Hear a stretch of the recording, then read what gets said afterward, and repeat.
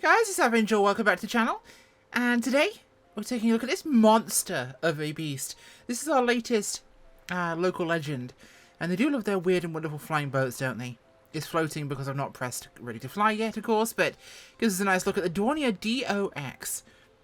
Now, early 1929, German designer Claudius Dornier really wanted to be unique, and he built this 12-engine monster, which at the time was the largest, heaviest, and most numerous engines on a flying boat in history.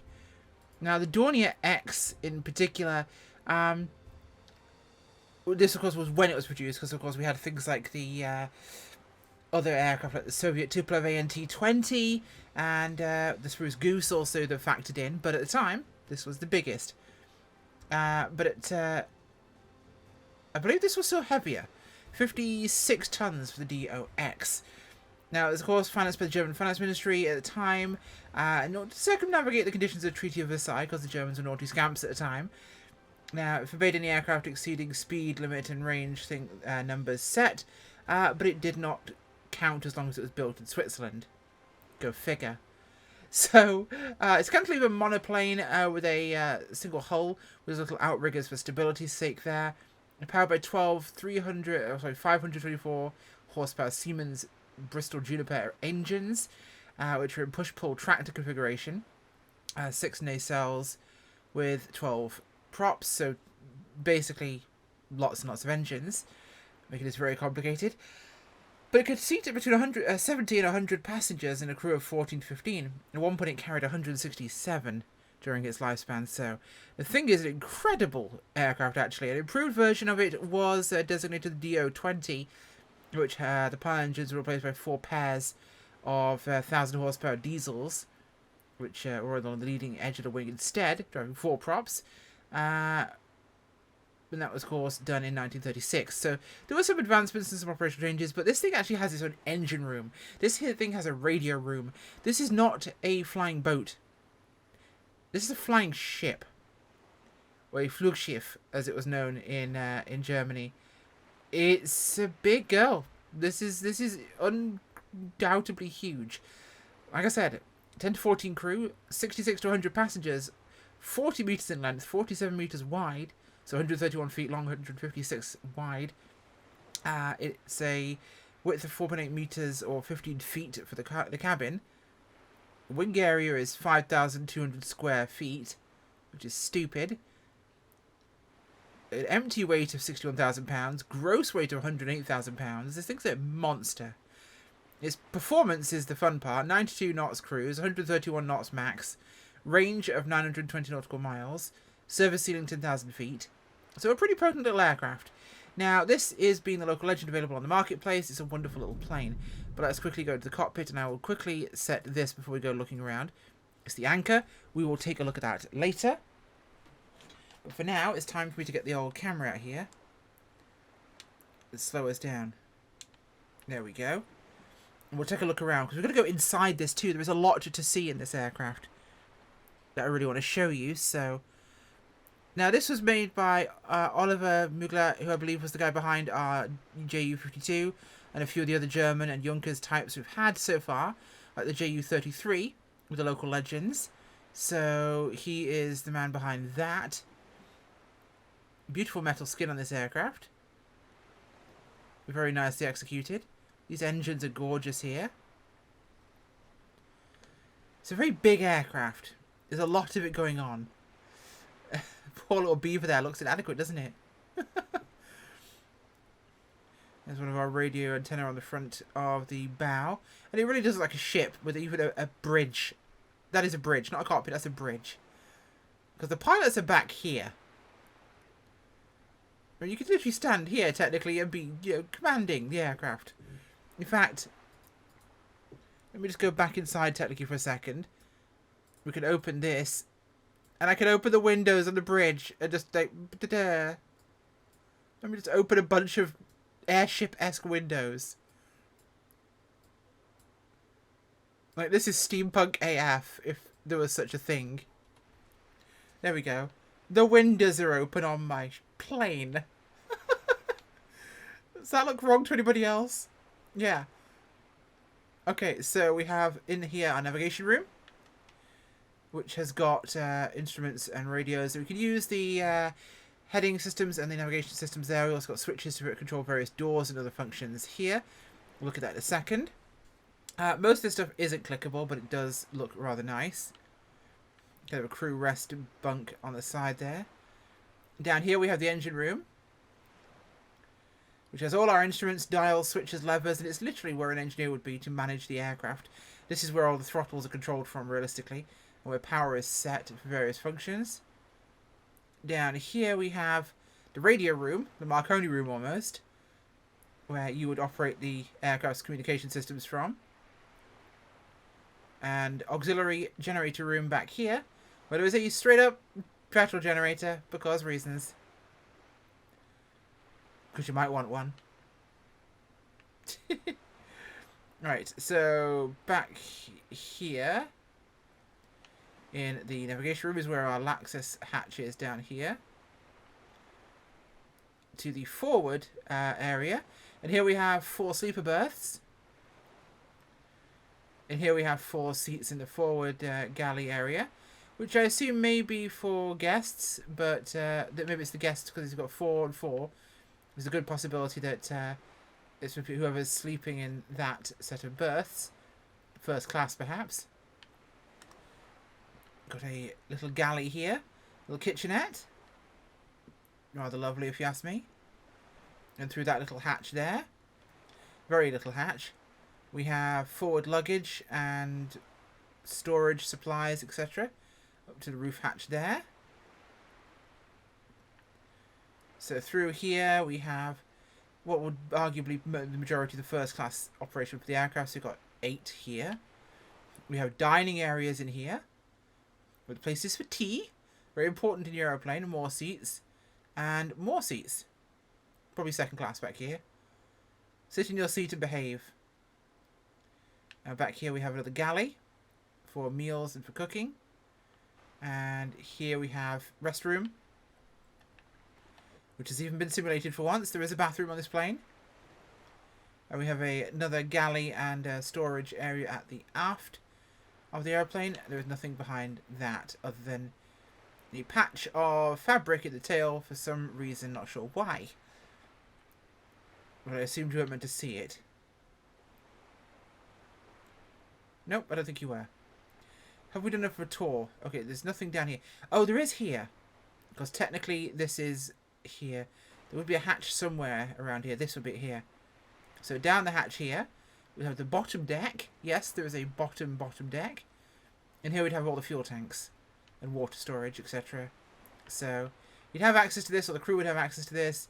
You can get down right into the belly of the beast. This is below the waterline. You've got all your fuel tanks down here. So a big tour of the inside of this aircraft. Unlike many aircraft we've looked at in the sim, there's a lot to see in this one. A lot to see. And how this seats 100 people, I'm not sure. It does not feel that big. But there you go. Right, let's get ourselves back in the front. And we need to close up all these flipping windows because faff. We're going to go take off soon. Now, we're going to taxi out from the dock, but not using any kind of system to taxi. How did I break this window?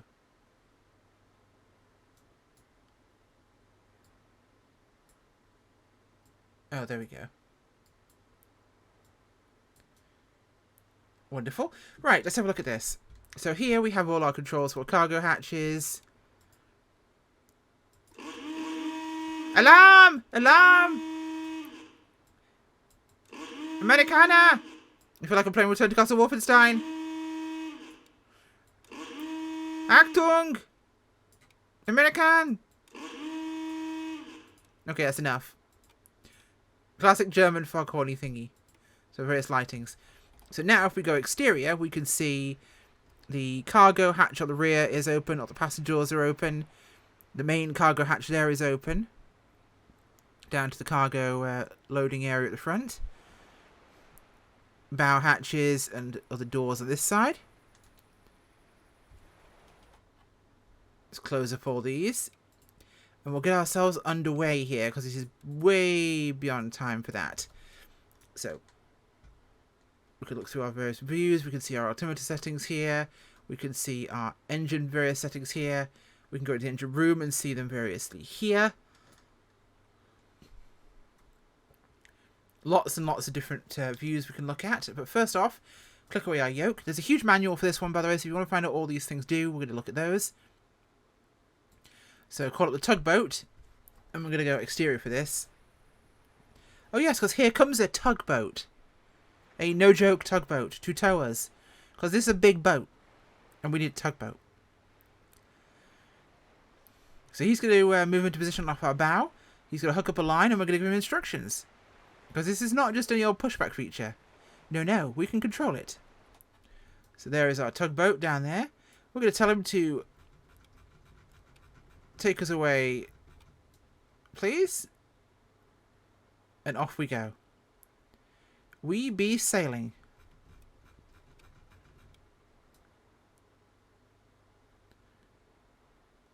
Let's take us to the right a little bit here.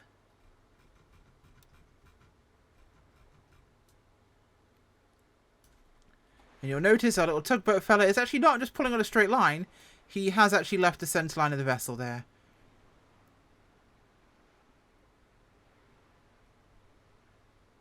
And it's turning and pulling us. There's even a little bit of wake down there from him. As he moves. Not very heavy because he's tiny and we're huge. But he's pulling us away from that jetty. Right, let's dismiss him, shall we? Because we've had our fun with him. So we'll tell him to disconnect and off he goes. He's going to sail off like that. Now, because I'm not a sadist, we're going to hit Control E to start the engines. Because, frankly, I could follow the procedure, but there's chokes involved. And I didn't bring the safe word. So I'm going to hit Control E. Like a peasant. Because I'm not starting 12 engines that have 45 steps. If you can quit alcohol in less steps than it takes to do something, it's probably not worth doing.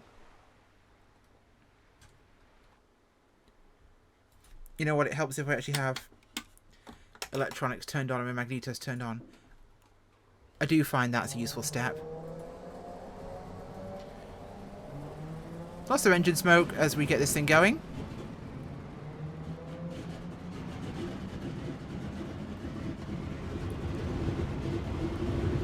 Come on, let's start all the doodads. So you'll notice it doesn't sit still in the water once it starts its engines. There we go, those are the ones we wanted starting. You got confused when I made sure the mixture was set.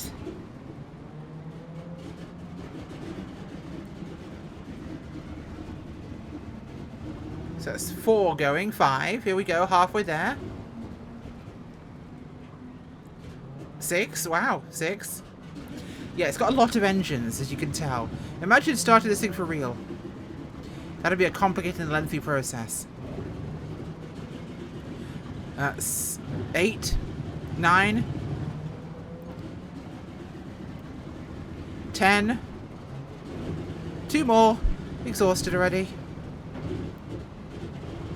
Now this thing's very much a case of start up and run it. There's no, as they described, takeoff speed. It's based on conditions, and sometimes there'll be failed attempts at takeoff. So this is you take off between 25 and 30, sorry, 67 seconds or so. So advance to full throttle here. And you'll notice when she starts hopping, shove it forwards. So controls forward here. As you'll see looking at the side, we're going to ease our controls into a position where we stop doing that. There we are. You know, it's just forward of the controls, and she'll start to rise the tail out of the water, and you can get her on the step here. When she's on the step, we'll let her build speed, and we'll keep our countdown. And as we get ready, we'll start to ease back of the controls and let her come away, and we're up. Let's command our power back. Now our power is led through these 2 levers here, which is essentially instructions to the engine room. It's like a telegraph on a bridge or a ship. We're giving the engine room instructions what to do with the engines. 1 through 6 and 6 through 7 through 12.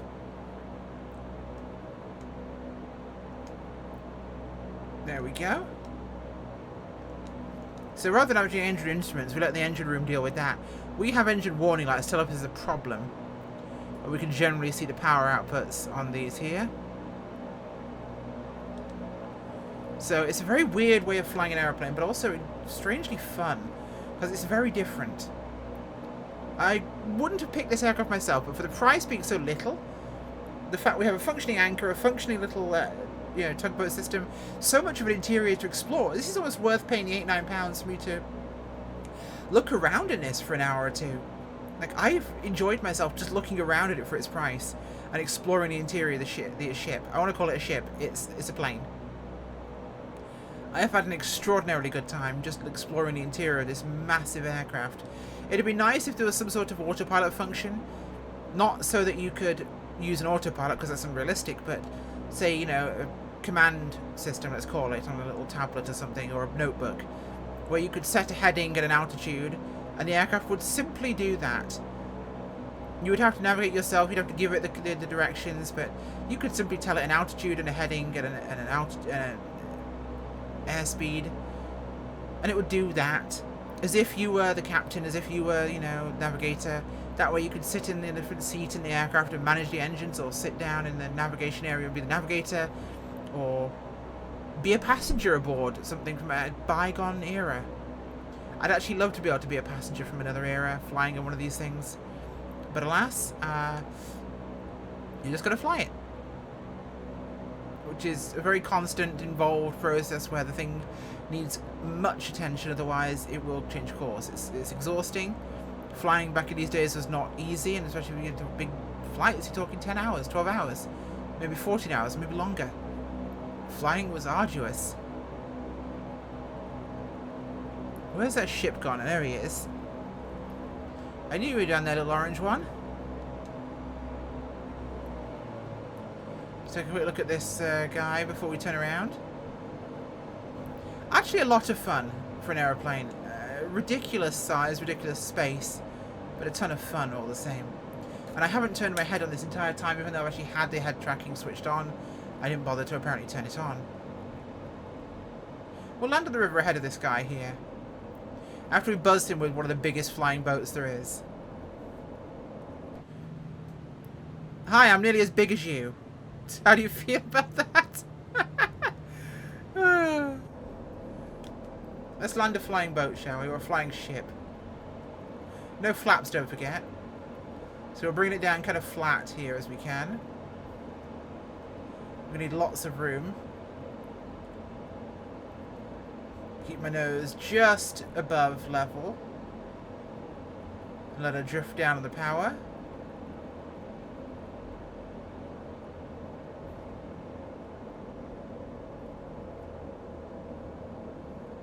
Nice and easy. Keep the nose there, settles in. Controls aft until she starts to slow down.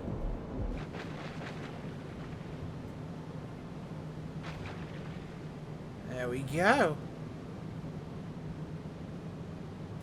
And if we throw the anchor out, we get to go...